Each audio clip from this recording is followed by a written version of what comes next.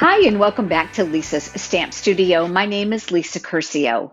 Today we're going to be using stencils or masks, as you may call them, and we're going to be using dies to create a beautiful background. But in addition to using the mask, I also have one using a punch. So make sure you hang with me to the end of the video so that you can see the alternative to this project. If this is your first time visiting my channel, I would love to have you subscribe. Click the bell icon that's right next to it so that you'll receive notifications when I'm live right here on YouTube, as well as when I upload a new video. Let's head over to the stamp table and let's get started on today's technique card.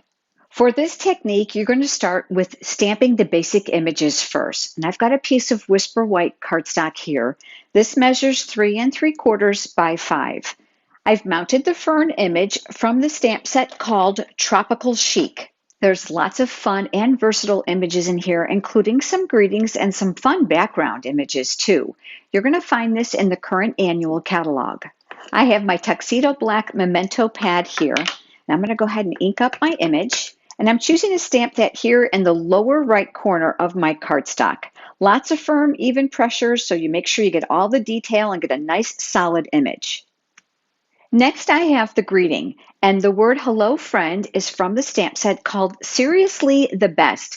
Really big greetings. There's a couple smaller images and some complimentary verses that go with them. I'll ink that up in the black ink as well, and I'm choosing to stamp that here in the upper left-hand corner of my card. In order for this technique to work, you're going to want to make sure that you're choosing a stamp set or an image that has an identical shape die or a punch.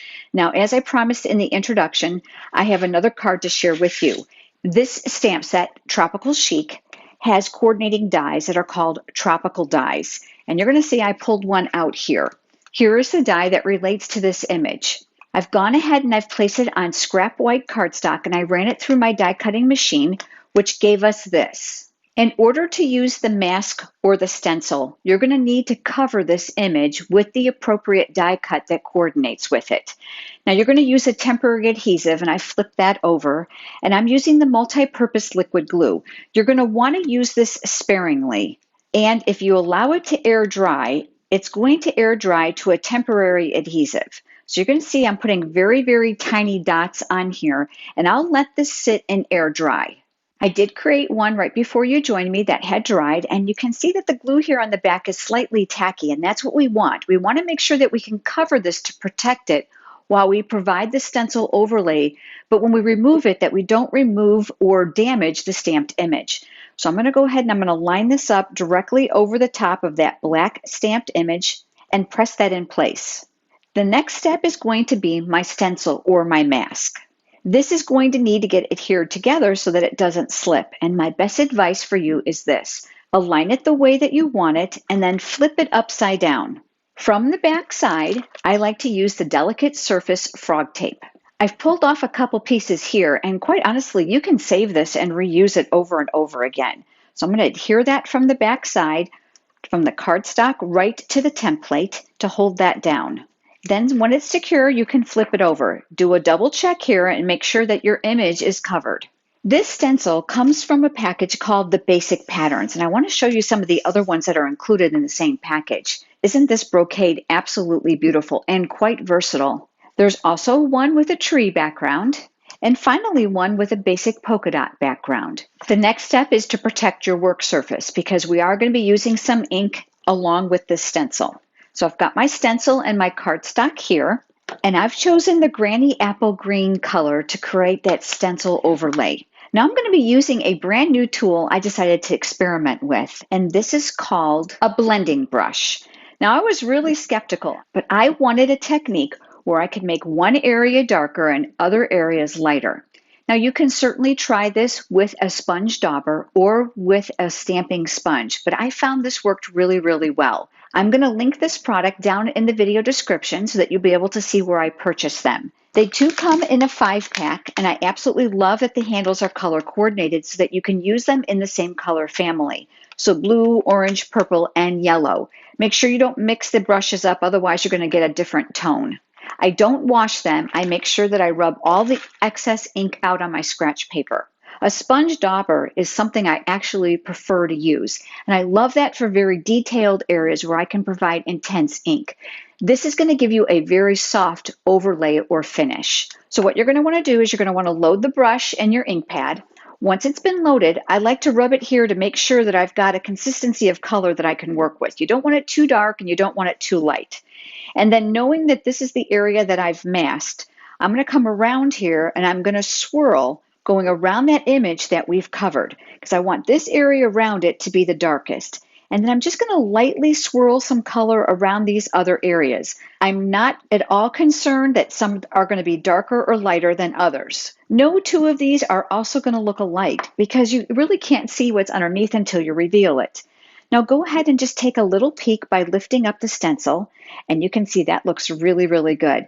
If you want to add a little more color, you absolutely can by going back over it. But I'm going to caution you with overloading the brush with too much ink.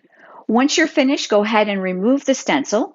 You can rinse this underneath lukewarm tap water, or you can use baby wipes. Just make sure that you let it air dry or very carefully blot it with a lint-free towel or white paper towels before you use it again. Before you put your brush away, go ahead and rub all the excess color off. We'll carefully remove that low-tack tape, and then we'll carefully remove that die-cut image that was placed over the top of our stamped leaf. Now you can save this if you are doing multiple images. I love to keep mine right inside the stamp set so that it's available for the next time I want to use it. I'm going to bring in my silicone craft sheet because I'm going to add adhesive to this layer. So I'm going to flip this over. The silicone craft sheet resists adhesive, hot glue, and liquid glue, which makes it wonderful in your stamping area. It's going to keep your work surface sticky free. Now I've cut a layer of basic black cardstock for this that measures just 1/8 of an inch bigger than the Whisper White we just stamped and stenciled on. Just want to bring out a little bit of that black, and we'll press that in place. My card base is Granny Apple Green to coordinate with the ink. I did score it before you joined me. I'm a big fan of that bone folder for a nice crisp edge. And then what we're going to do now is we're going to add adhesive to the back side of this layer. And that's going to get mounted here on the front of the card. Now remember, I have another sample to share with you that uses a punch versus a die for this mask technique. Now I'm going to add a little bit of accessory to this, and I decided to use the glitter enamel dots. I'll use my Take Your Pick tool with that paper piercing tool attachment to help me pick them up. I'm going to choose a larger one here. I'm going to place that up here underneath the greeting. And then I'll choose a smaller one to go on the diagonal. And then finally, I have one other that will go up here. Really a very pretty and simple card. But let me share that other sample with you. This one uses the stamp set called Above the Clouds, and this is in the annual catalog. This has a coordinating punch for the hot air balloon called the Hot Air Balloon Punch. So what I did is I punched it and I covered it up just like I did on the leaf. I did my stenciling with the clouds from the Pattern Party masks. That cloud pattern worked out perfectly with that hot air balloon. Did a little bit of coloring after it was all finished for a really fun, interesting card. You'll be able to find the products for these cards in the Stampin' Up! Annual Catalog. And if you don't already have a demonstrator and you're interested in receiving complimentary copies of the current publications, head over to lisasstampstudio.com and click on Contact Me, and I'll be sure to include the current sale brochure that runs through March of 2020. I would love to know which of these two cards is your favorite. Would you leave me a comment below? And while you're there, I would love it if you've enjoyed today's video to give it a thumbs up here on YouTube because it certainly helps. Thank you so much for joining me. I look forward to seeing you next time. Have a great day.